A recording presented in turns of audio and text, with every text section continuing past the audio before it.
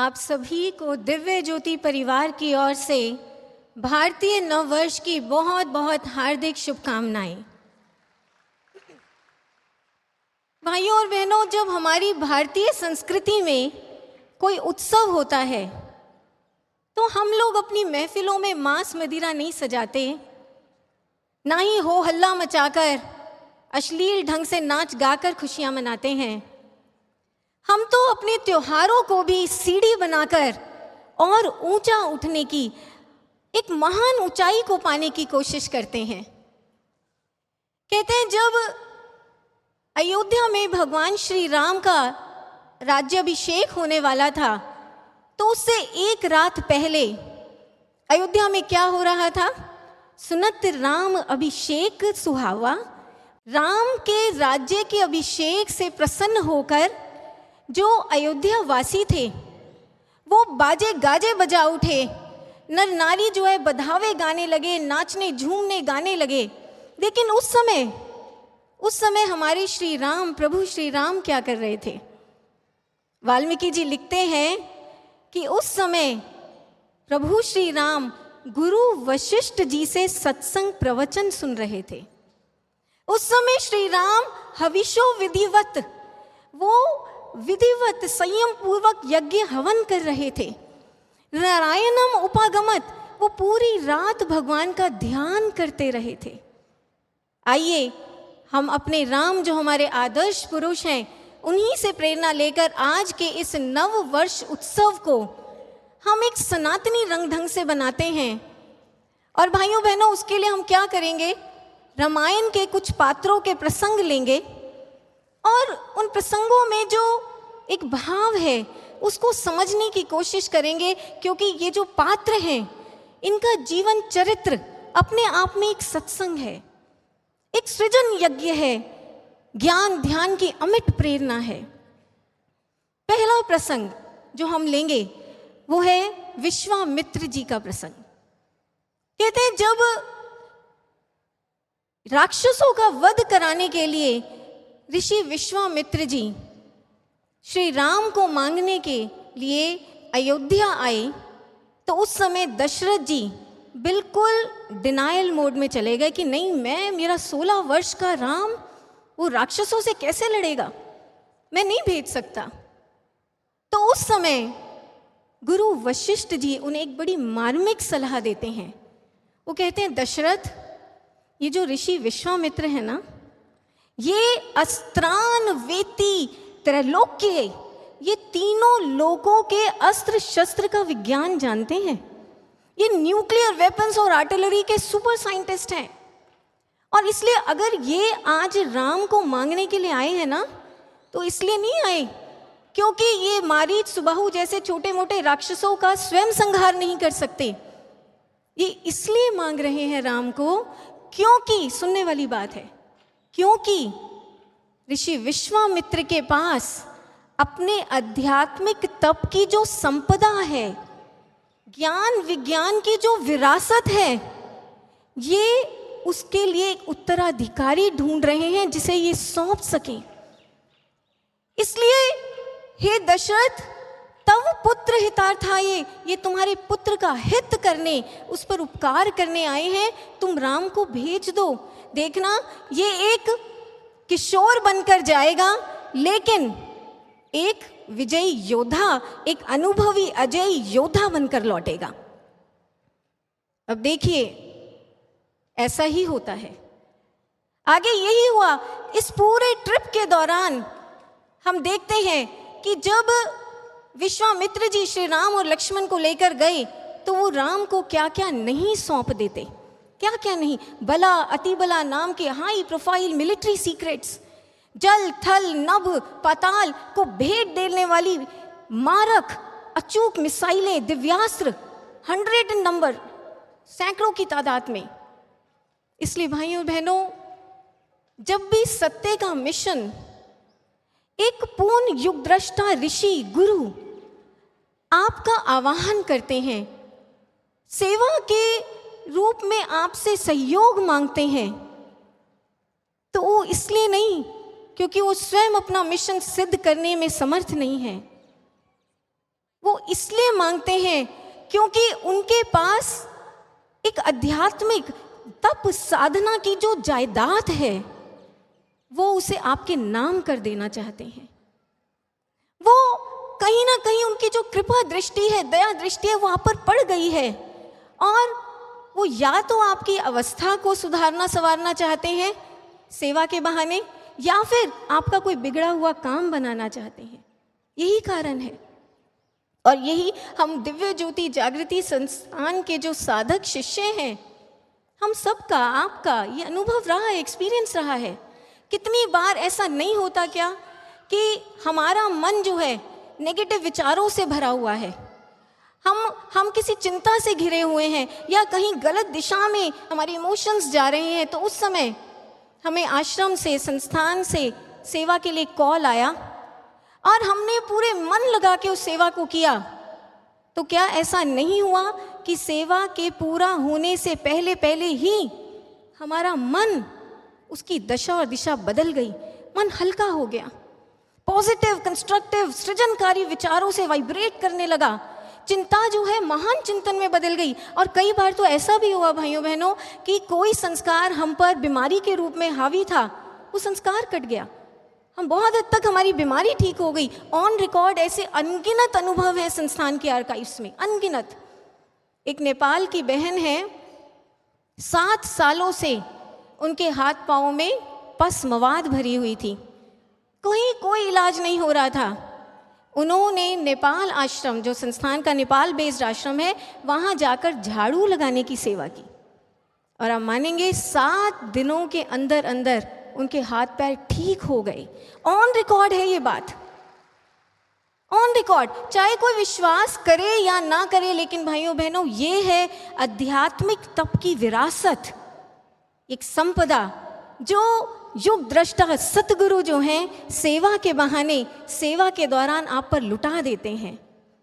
इसलिए रामायण का ये दृष्टांत हमें सिखाता है कि जब भी सेवा का अवसर मिले तो उस समय दशरथ जी की तरह नासमझी में आनाकानी नहीं करना, उस समय वशिष्ठ बुद्धि से समझना और सेवा के लिए निकल पड़ना। कौन जानता है, एक हारा हुआ जीवन लेकर जाओगे और एक विजय योद्धा बनकर आओगे।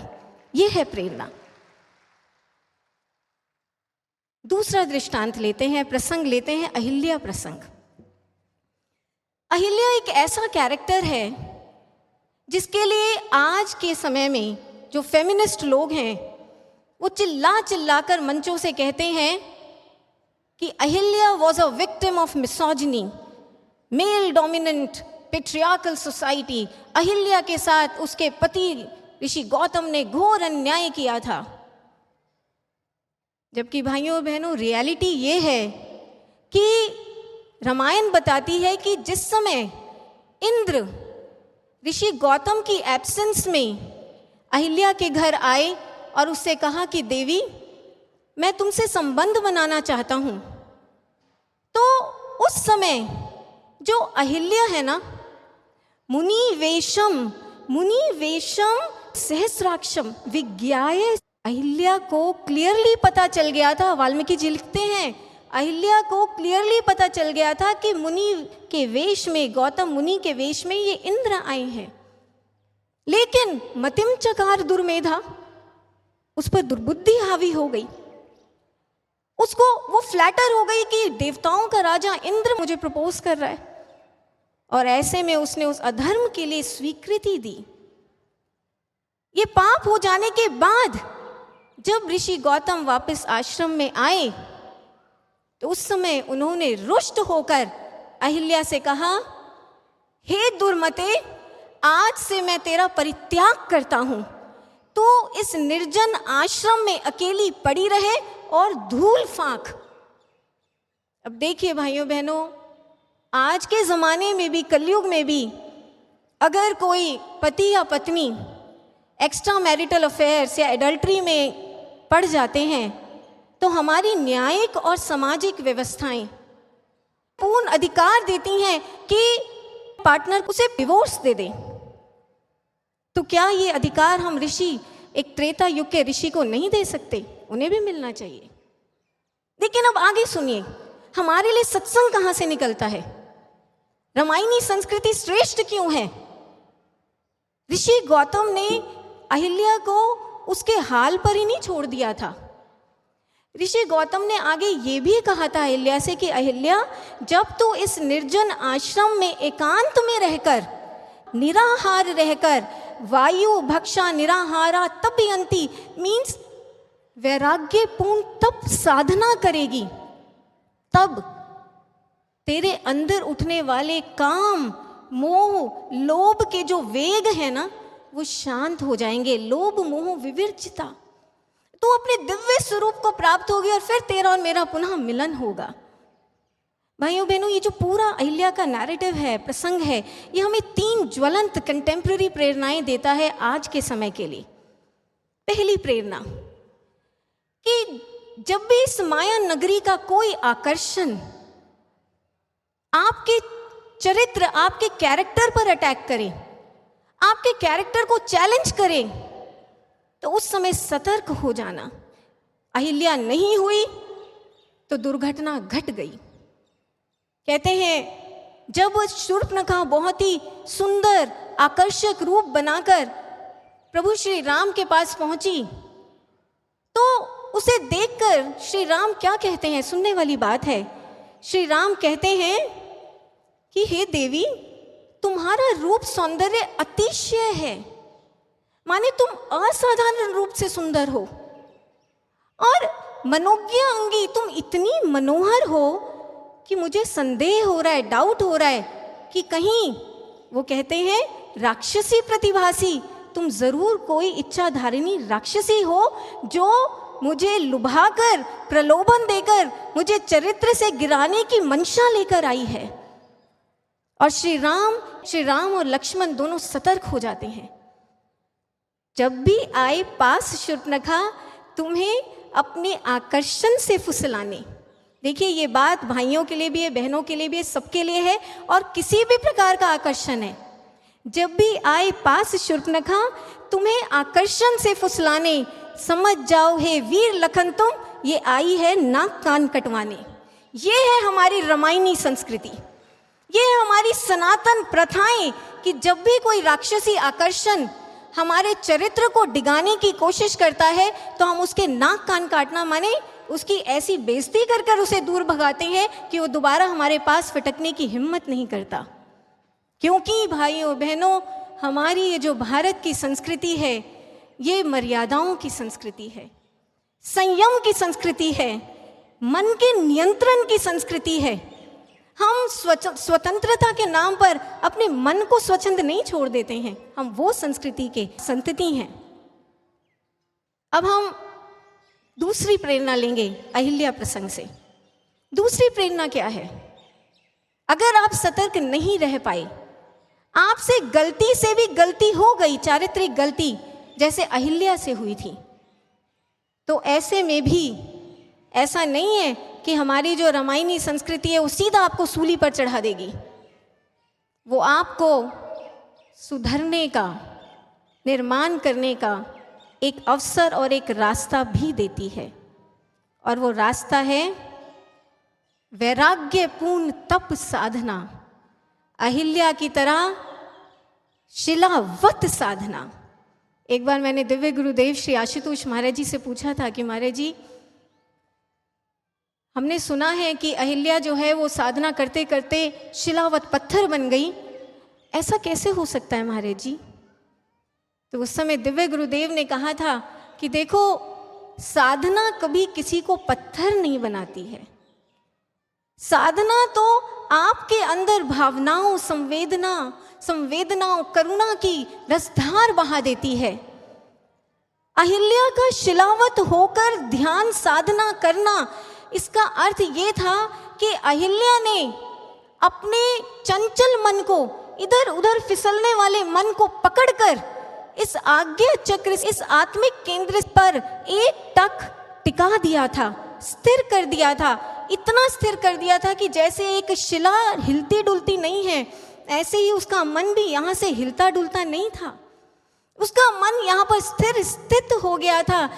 ध्यान का ऐसा शिलावत अभ्यास किया था, प्रैक्टिस की थी अहिल्या ने। और भाइयों बहनों, जब आप ये एक्सपेरिमेंट करके देखिएगा, एक हफ्ता ही एक्सपेरिमेंट करके देख लीजिए, जब आप अपने मन को बार बार यहाँ पर टिकाने का अभ्यास करते हैं, कुछ पल के लिए भी आपका मन यहाँ पर टिक जाता है, इस आत्मिक दिव्य केंद्र पर, जागृत केंद्र पर, जिसे दिव्य गुरुदेव श्री आशुतोष महाराज जी ने ब्रह्म ज्ञान की दीक्षा के समय एक्टिवेट किया है। तो क्या होता है, मन अपनी मैल को, अपने विकारों को, अपनी अपवित्रता को छोड़ने लगता है, मन दिव्य उज्जवल सुंदर होने लगता है। और ऐसा ही अहिल्या के साथ हुआ। कहते हैं जिस समय श्री राम, लक्ष्मण, विश्वामित्र जी के साथ गौतम ऋषि के आश्रम में उन्होंने प्रवेश किया, तो उस समय अहिल्या की, जानते हैं आध्यात्मिक अवस्था क्या हो चुकी थी? उसके लिए वाल्मीकि जी लिखते हैं कि वो जो थी तपसा द्योतित प्रभाम, वो अपनी तपस्या के प्रभाव से, तपस्या के बल पर ज्योति की तरह जगमगा रही थी, वो अग्नि शिखा की तरह प्रज्वलित देदीप्यमान हो चुकी थी। वाल्मीकि जी स्पेसिफिकली लिखते हैं कि उसके चेहरे पर इतना तेज था, इतना तेज था कि मानव और दानव तो क्या, देवता भी उसकी ओर नजर उठाकर देख तक नहीं सकते थे, इतनी प्रकाशमान अहिल्या हो चुकी थी। मतलब भाइयों और बहनों, वही अहिल्या जो कभी गलती कर कर गिरी थी, उसने हिम्मत करके वो फिर उठी, संकल्प करके फिर उठी, और इतना ऊंचा उठी, इतना ऊंचा उठी कि जिसकी कोई सीमा ही नहीं है। Means brothers and sisters, the good news is, हमारी भारतीय संस्कृति जो देती है, कैरेक्टर करेक्शन इज पॉसिबल। चरित्र को पुनः उज्जवल, सुंदर, पवित्र बनाया जा सकता है। तीसरी प्रेरणा अहिल्या प्रसंग से उनके लिए है जो ऋषि गौतम के स्थान पर खड़े हैं। ऐसा नहीं हुआ कि ब्रेकअप या विश्वासघात से पीड़ित होकर, टूटा दिल लेकर ऋषि गौतम, मुनि गौतम जो है वो देवदास बन गए, अपनी जिंदगी को बर्बाद कर लिया, आत्महत्या कर ली। ऐसा भी नहीं हुआ कि उन्होंने अलग माया नगरी में जाकर एक अलग गृहस्थी बसा ली, नहीं। वाल्मीकि जी लिखते हैं कि इन महातपस्वी मुनि गौतम भी हिमालय के शिखरों पर जाकर ध्यान साधना में लीन हो गए। हिमवत शिखरे तपा तेपे, वो भी आत्म कल्याण के रास्ते पर बढ़ गए। कितनी बड़ी बात है। ये है हमारी रामायणी संस्कृति की प्रेरणा अहिल्या प्रसंग से। और अब हम एक तीसरा पात्र लेंगे, वीर बजरंगी हनुमान। एक सच्चा सृजन सेनानी सेवक कैसा होता है, इसके परफेक्ट एग्जाम्पल थे श्री हनुमंत। किष्किंधा कांड की एक छोटी सी घटना, छोटी सी, शायद ही कभी किसी ने गौर भी किया हो। भगवान श्री राम और सुग्रीव ऋषिमुख पर्वत पर खड़े होकर आपस में बातचीत कर रहे थे, आमने सामने खड़े होकर। बहुत देर हो गई खड़े खड़े। सुग्रीव ने सोचा कि चलो थोड़ी देर बैठकर बात कर लेते हैं, तो उन्होंने इधर उधर दृष्टि घुमाई तो देखा एक पेड़ पर बहुत ही घनी पत्तियां थी। उस पेड़ से 2 शाखाएं तोड़कर ले आए, उन्हें धरा पर बिछा दिया। एक पर भगवान श्री राम को बिठाया और दूसरे पर जैसे ही स्वयं बैठने लगे, हनुमान जी ने देखा, अरे ये क्या? वो दौड़कर गए, तीसरी शाखा तोड़ के लाई, उसे बिछाया। बैठो लखन भैया, आप भी बैठो। छोटी सी घटना है भाइयों बहनों, लेकिन आज हम श्री हनुमंत को सेवक के रूप में सिर्फ इसलिए याद नहीं करते हैं क्योंकि उन्होंने 100 योजन समुद्र लांग डाला था, उन्होंने संजीवनी बूटी के लिए पूरा का पूरा पहाड़ उठा लिया था। वो तो ऐसे अद्भुत सेवक थे, ऐसे अद्भुत सेवक जो छोटी सेवा का अवसर भी चूकते नहीं थे, और ऐसे सतर्क सेवक थे जो बिना बताए, बिना बोले स्वयं ही समझ जाते थे कि मेरे राम के मिशन की व्यवस्था को कैसे बनाए रखना है, मैं क्या करूं, मैं क्या कर दूं, मैं क्या करूं और क्या कर दूं जिससे सब कुछ अच्छे से चलता रहे। देखिए, ये सेवा का एक बहुत सूक्ष्म भाव है जिसे पढ़ाया सिखाया नहीं जा सकता। ये इस सॉफ्टवेयर को आपको अपने अंदर खुद डेवलप करना पड़ता है कि मैं मिशन के लिए क्या कर दूं। दूसरी घटना लेते हैं हनुमान जी के जीवन से। जब उन्होंने समुद्र को लांघने के लिए महेंद्र पर्वत से छलांग लगाई तो कहते हैं इतना स्ट्रांग मोमेंटम जनरेट हुआ, इतना स्ट्रांग मोमेंटम कि उस समय महेंद्र पर्वत पर जितने भी पेड़ उगे थे श्री हनुमंत के वेग के साथ उड़ने लगे और बहुत दूर तक लंबे मुहूर्त तक उड़ते ही चले गए, ऐसा रामायण कहती है।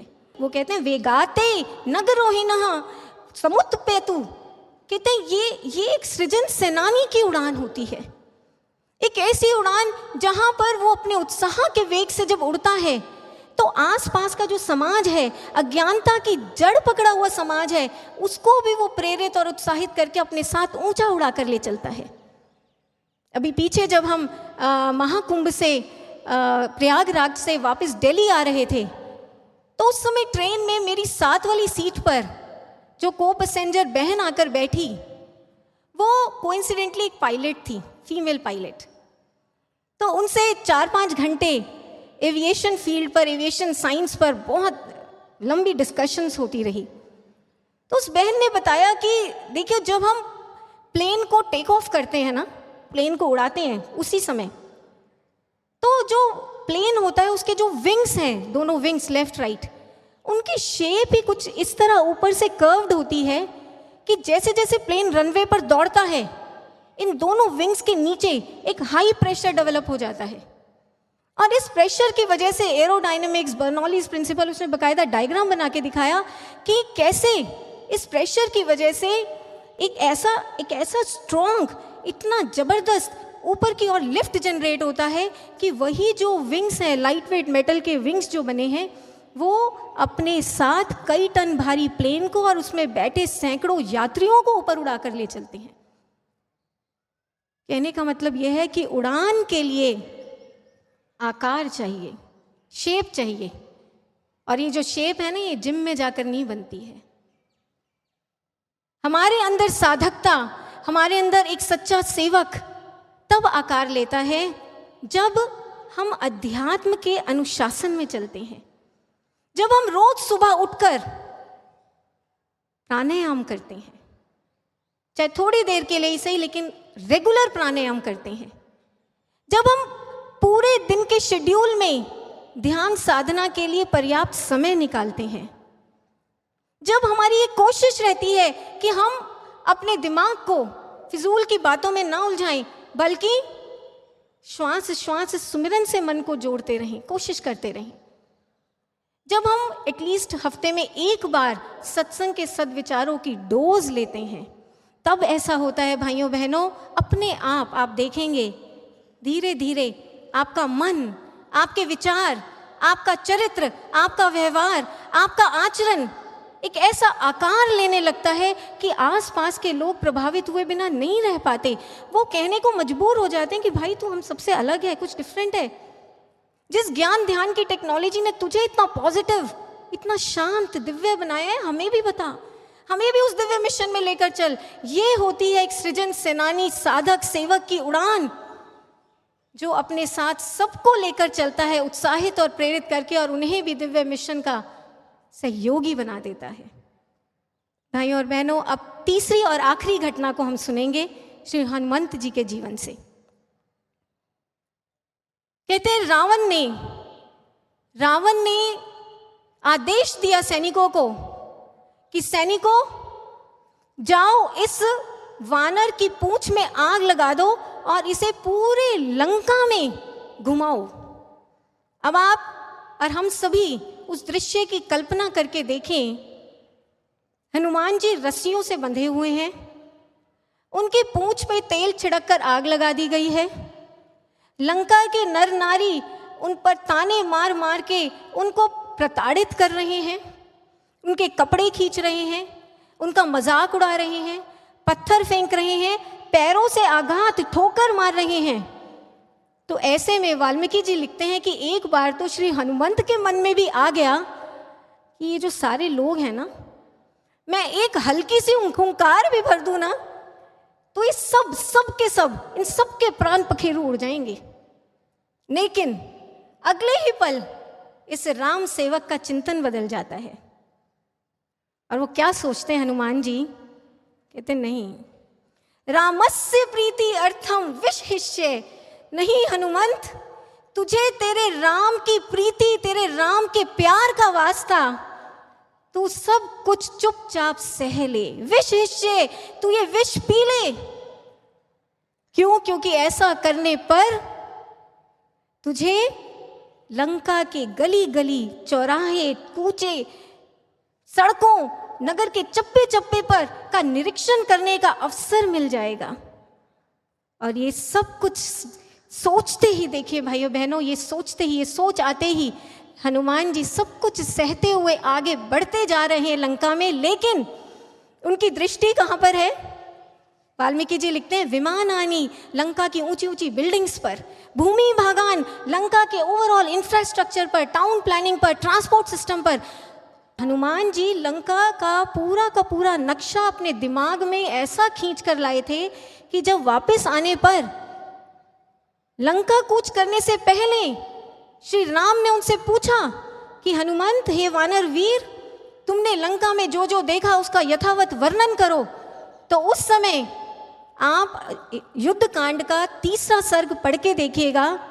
उस समय श्री हनुमंत श्री राम को लंका का पूरा डिफेंस सिस्टम, मिलिट्री सिस्टम, वहाँ की सिक्योरिटी स्पॉट्स, लंकर आर्मी कहाँ कहाँ डिप्लॉयड है, कितने परकोटे हैं, उन पर कितने इक्विपमेंट्स, कितने वेपन्स इंस्टॉल्ड हैं, एक पूरी की पूरी डिटेल्ड इंटेलिजेंस रिपोर्ट वो श्री राम को देते हैं।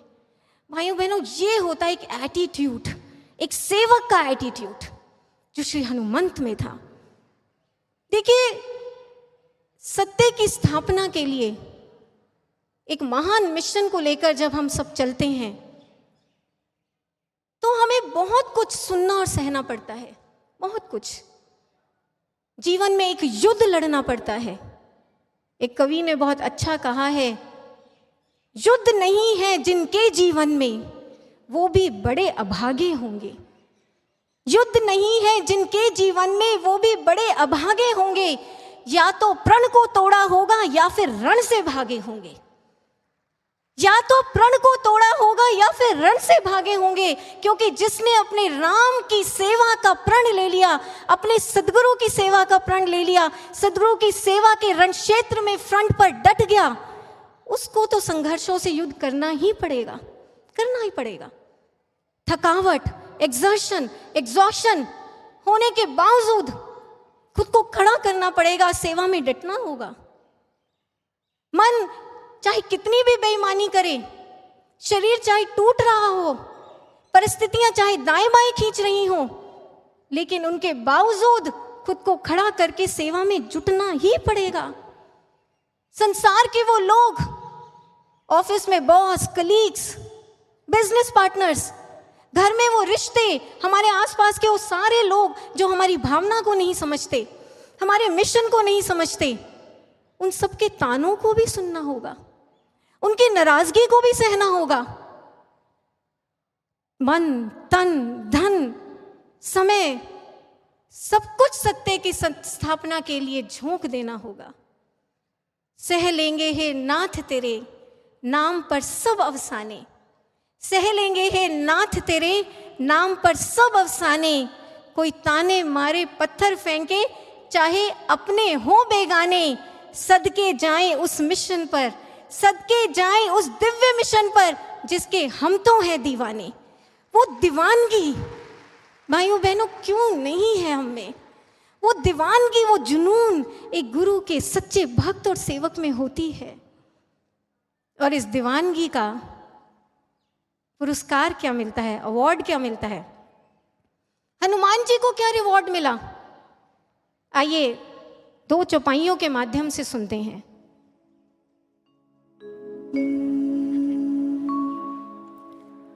हो सुनत कृपा निधि मन अति भाए, पुनि हनुमान हर्षि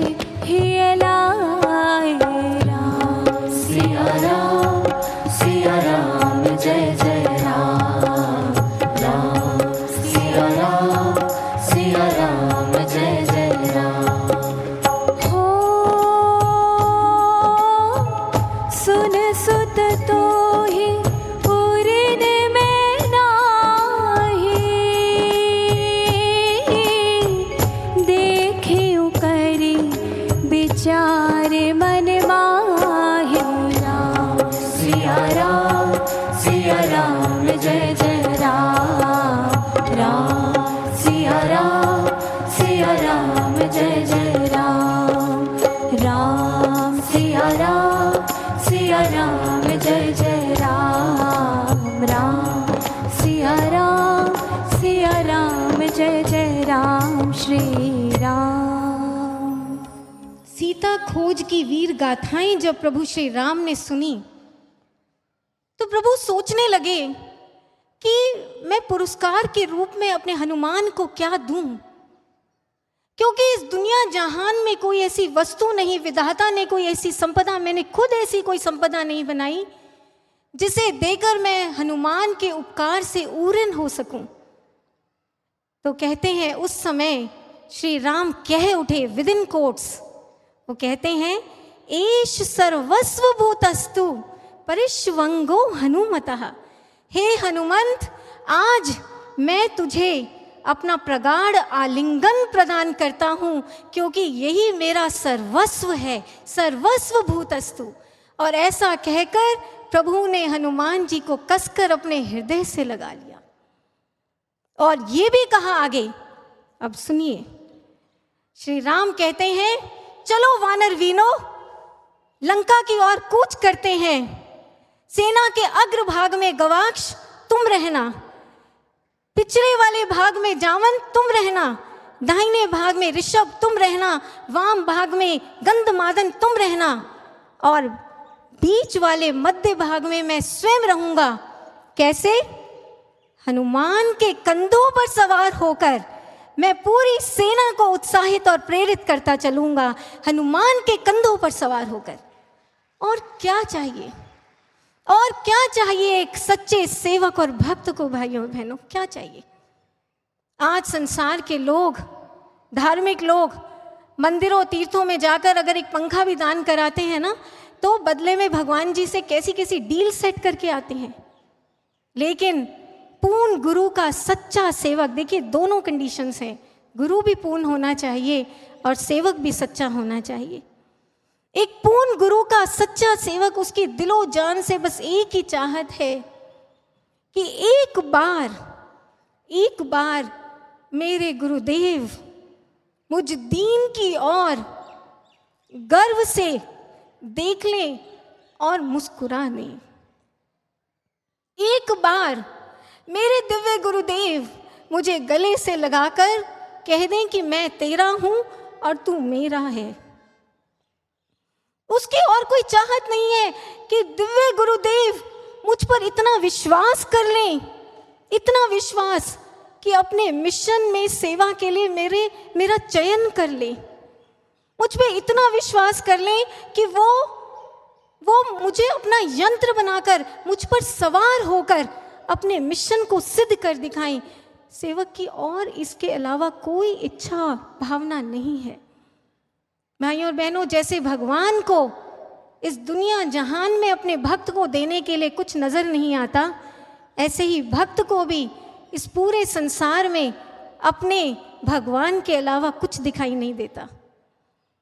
शिष्य के लिए गुरु ही पुरस्कार बन जाते हैं और गुरु के लिए शिष्य ही पुरस्कार बन जाता है।